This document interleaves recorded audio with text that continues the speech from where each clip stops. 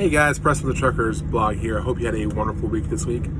Lord knows I know I say this a lot, but my week was actually really weirdly, well, not just so weirdly, it was unnecessarily stressful. And when I say that, I mean it was stressful, and it didn't need to be stressful. And it actually had about had a heart attack.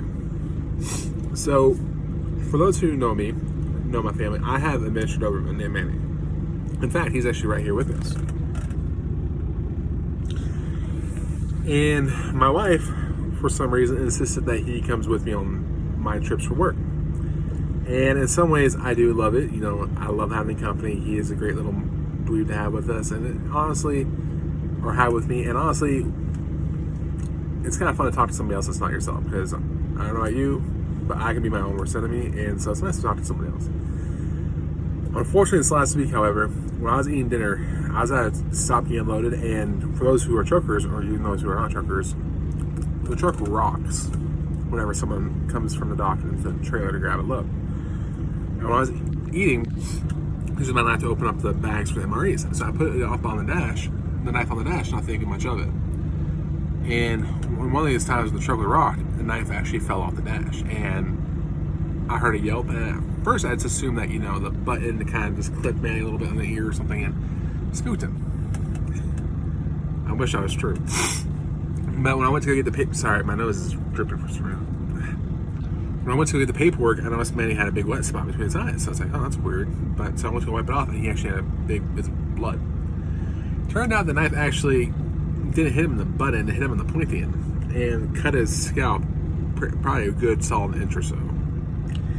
And you know what? Actually, he was doing very well. He actually got very annoyed with me for pestering over him, trying to clean the wound, so much that he bit the crap out of my hand. He was a cranky old dog to let you know that he had enough. So, one sec, guys. My nose is driving me nuts.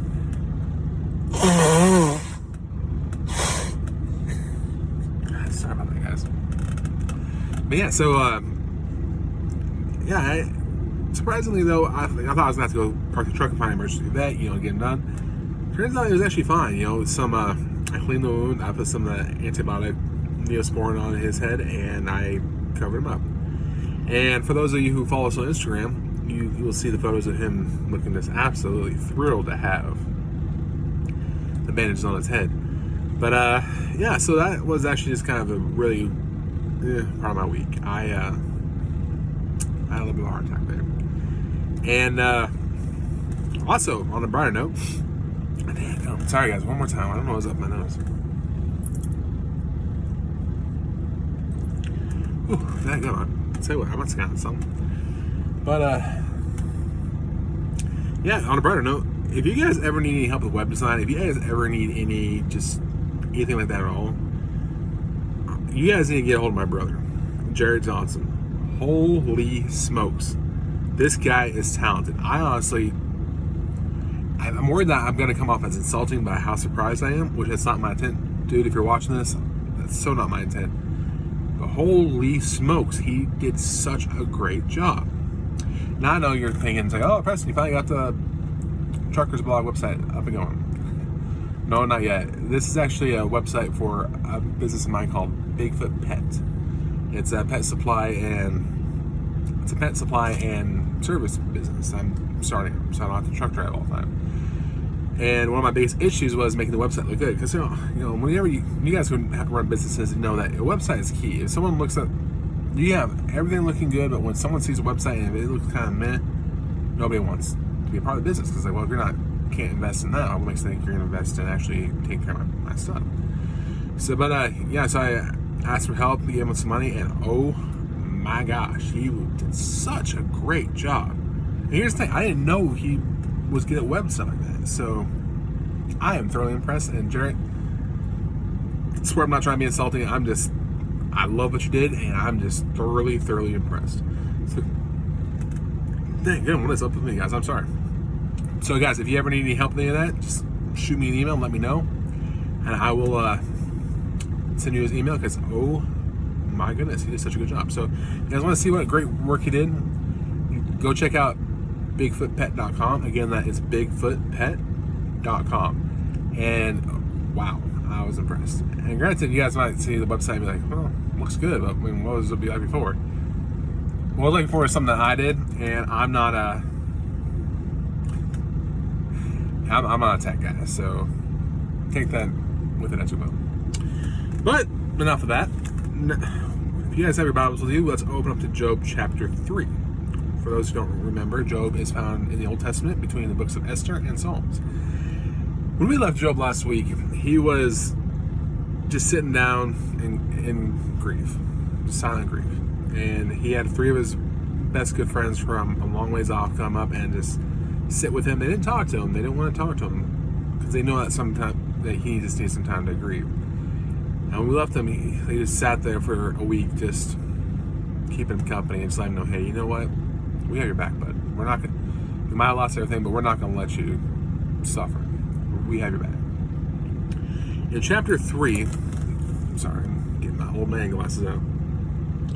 In chapter 3, Job finally talks. He starts talking, and it's not what you expect. In the last book, chapter 1, verse 20, Job worships God. In chapter 2, verse 9 through 10, he rebukes his wife for her suggesting to curse God. And what we see in chapter 3 is something that is just like, wow, did you just take a completely 180-degree turn? I mean, what is going on, Job? And the reason why I say that is because in chapter 1, it says, or chapter 3, verse 1, after this opened Job his mouth. I swear, I need to get an NIV Bible. This King James is kind of hard to read sometimes.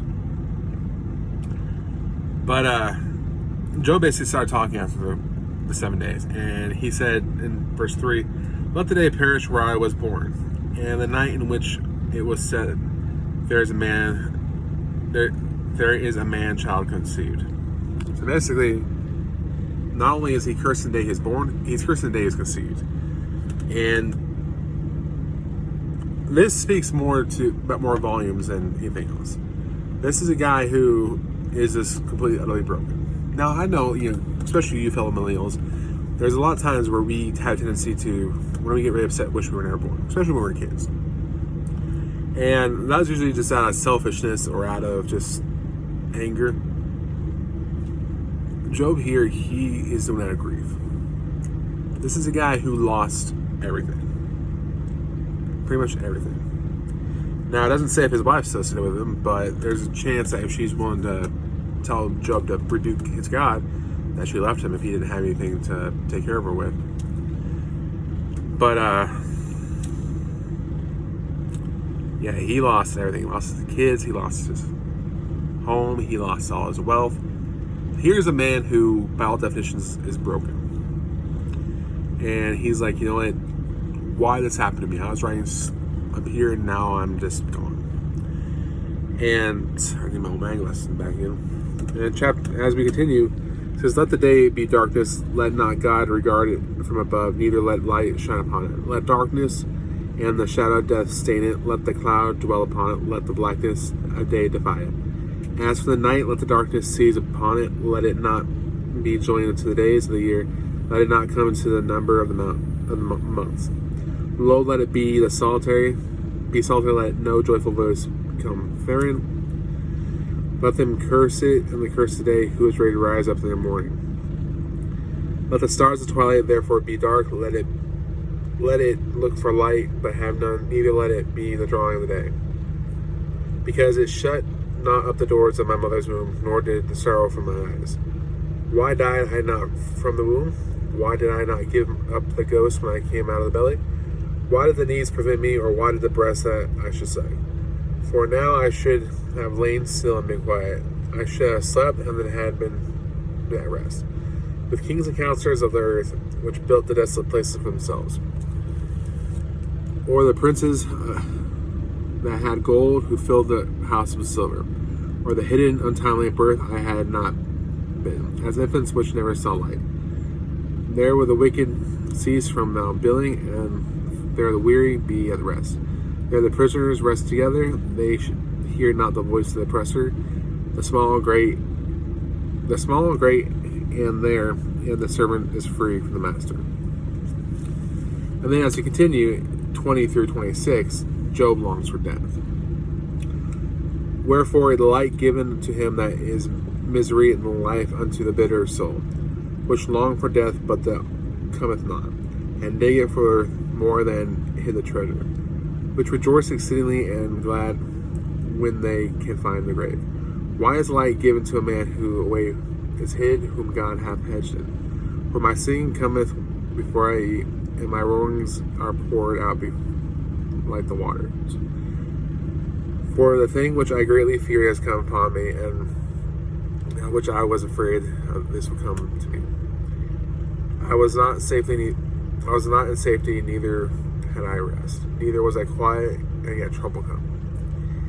And at this point, this is a man who, like I said, he is utterly broken. Not only does he wishing he was never born, he's basically saying, one of you guys, if you're a true blue friend, just take me out right now. Here's my chest, put your knife in it. Just take me out right now. Put me out of my misery. I honestly do not know how much more I can take. I have never been this low before, there's no point in me being around. But here's the thing that's kind of interesting about this. Job is not talking to himself. Like so many times, like I said, we can be our own worst enemies. I don't know about you, but when I'm in conversation with myself, it never works out. And in fact, actually, my brain and I, we are not on speaking terms right now because, well, I'll tell you that maybe some other time. We're just not on speaking terms right now because I got in such huge arguments with him. And here he's talking to his three amigos, his three best friends, and I'm sure they're thinking, it's like, Job, they're probably just like, it's honestly probably their expression. Like they want to feel, they feel for him. Sorry.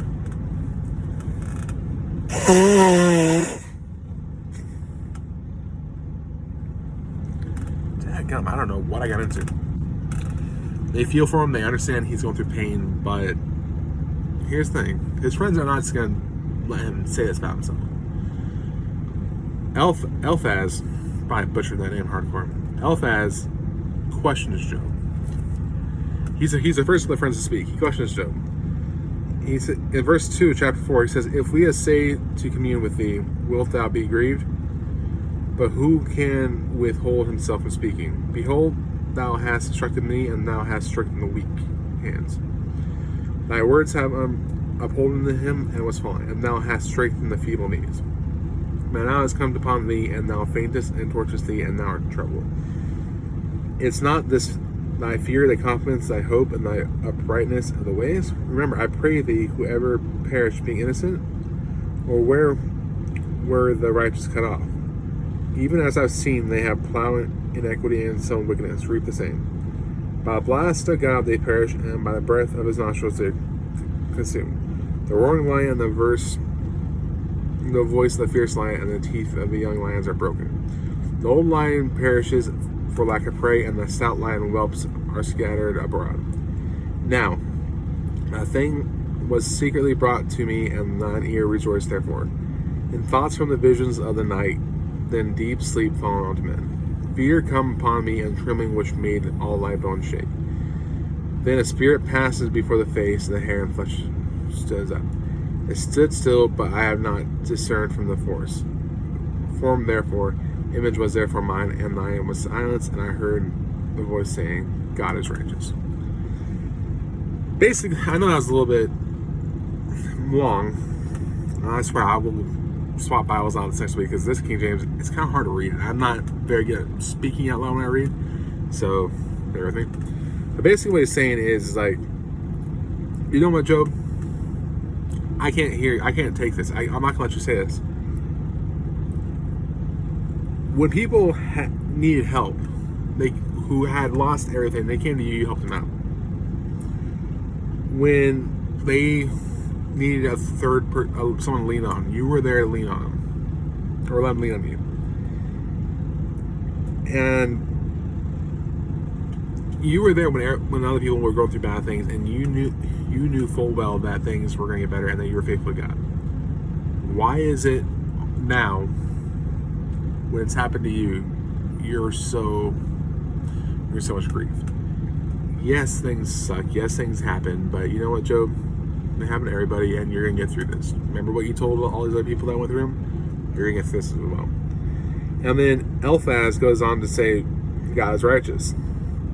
Basically letting him know that, hey, God is a good God. God's gonna hook you up. I don't know why, with my human understanding, why God did this to you.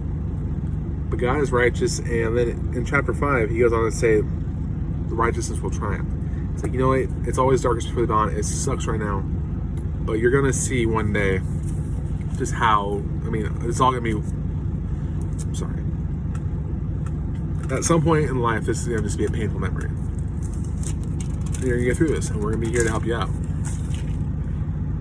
And Job, he goes on to say, sometimes God does things to us where we don't understand, but it's always better for us. We always emerge better than this. But in chapter 6, Job, he's not hearing it, and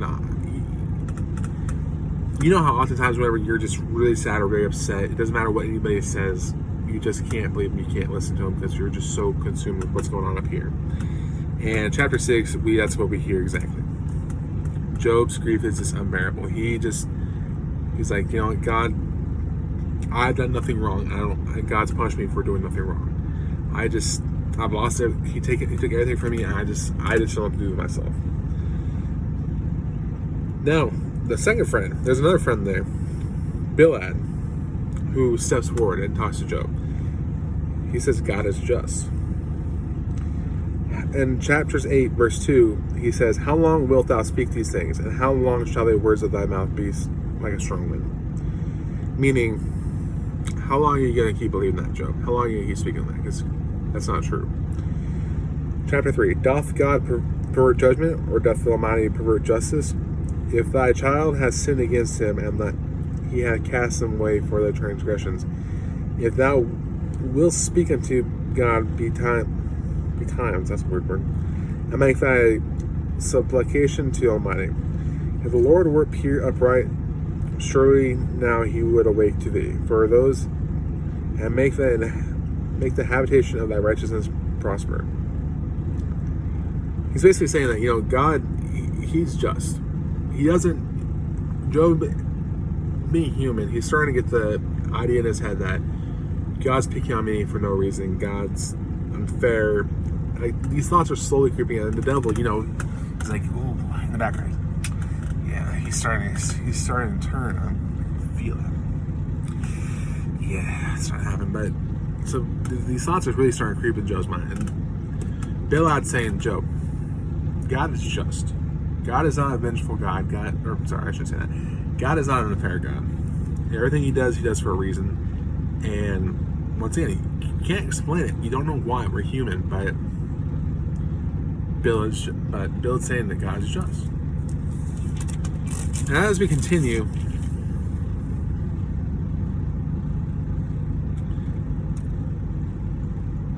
Job is just really having a bad time. Like, he's just really struggling. And then he has another friend, Zophar, who says, Job, look at me. The chapter is in 11. Job, he's like, Job, you need to let God speak.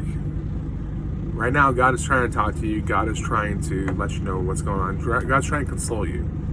But you're pushing away and you're not letting him talk. You need to let him speak. If you let him speak, if you let him talk, you're going to feel better. And you're going to emerge from this quicker. In chapter 13, he says repentance and forgiveness. It's like, you know what? If you did something wrong, repent. If you are worried about, it affecting you for the long run, ask for forgiveness.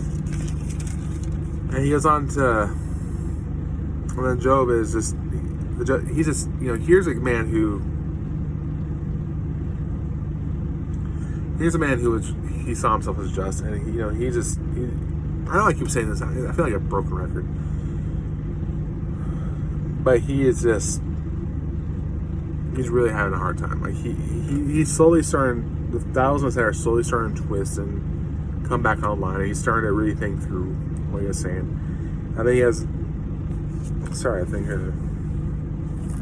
and then his friend Eliphaz Actually, we're going to leave that at that. In chapter 13, verse 7, Job is saying God will not be mocked. Will you speak wickedly for God and talk... his friends are basically telling Job, will you speak wickedly for God and talk deceitful for him? Will you accept his person and be content for God? Is it good that he should search you out? Or one mocketh another, do he so mock him? He will surely reprove you, and if you do secretly accept persons.